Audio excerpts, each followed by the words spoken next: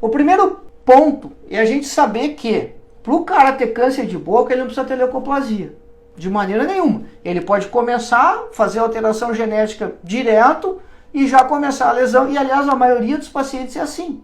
Na maioria dos casos, você não vai ter a formação da leucoplasia e a ocorrência do câncer de boca. O paciente já começa fazendo câncer de boca. Aí, então, você diagnosticou a leucoplasia e está com esse pensamento de malignização dela. Isso é frequente? Não.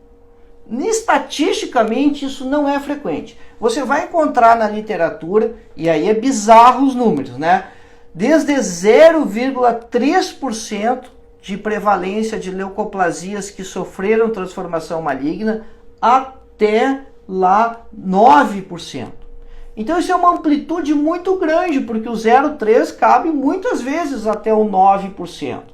Mas acontece que você não consegue determinar o risco individual para aquele seu paciente. Isso sempre é ruim.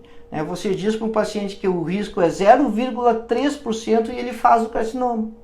Para ele foi 100%. Né? Não adiantou nada essa estatística tão dilatada assim. Aí vem a questão da conduta. Então, como você vai fazer com o paciente que tem leucoplasia? Há várias formas de abordar isso na literatura. O mais importante é o seguinte: você não pode confiar na biópsia como fator de prognóstico. Quer dizer, se você tiver, e também você dificilmente vai receber de um patologista um laudo dizendo que aquela mancha branca, o diagnóstico histopatológico de leucoplasia, porque leucoplasia é um termo clínico. Né? Alguns patologistas, por escola, eles escrevem no laudo lá, achados histopatológicos compatíveis com o diagnóstico clínico de leucoplasia. Caso contrário, você vai receber a descrição microscópica das alterações que você tinha lá. Paraceratose, acantose, hiperparaceratose, e aí você pode evoluir no processo, que é quando você começa a ter atipia celular. O que é atipia? É uma célula diferente da outra. O epitélio é uma parede de azulejos, ele é monótono. Quando você começa a ter diferença entre as células, você tem atipia. Você pode ter mitoses atípicas, né? A célula está grandona e a cromatina dela está com um aspecto todo diferente lá dentro. Uma célula, em vez de sofrer a mitose, vai ser 2, ela acaba daqui a pouco originando 3. Você pode ter a perda de polaridade celular.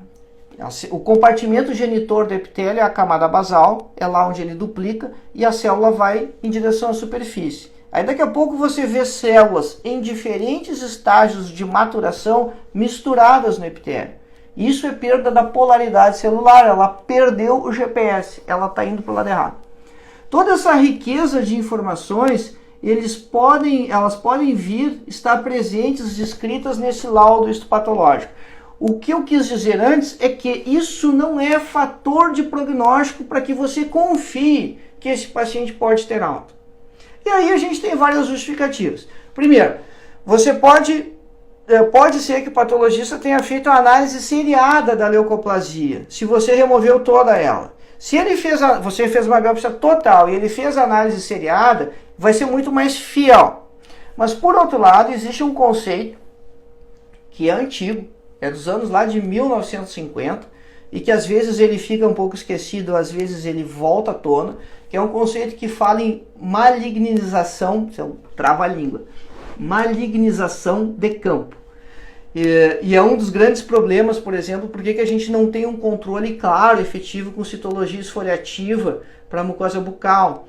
Porque o campo é muito grande, você tem diferentes mucosas que podem estar reagindo de maneira diferente e em diferentes momentos. Então você faz a biópsia da leucoplasia que está na borda da língua do lado direito e não sabe o que está acontecendo na mucosa jugal do lado esquerdo. E não sabe o que está acontecendo no assoalho bucal, que é ainda mais sensível porque é uma mucosa mais fina que não é ceratinizada.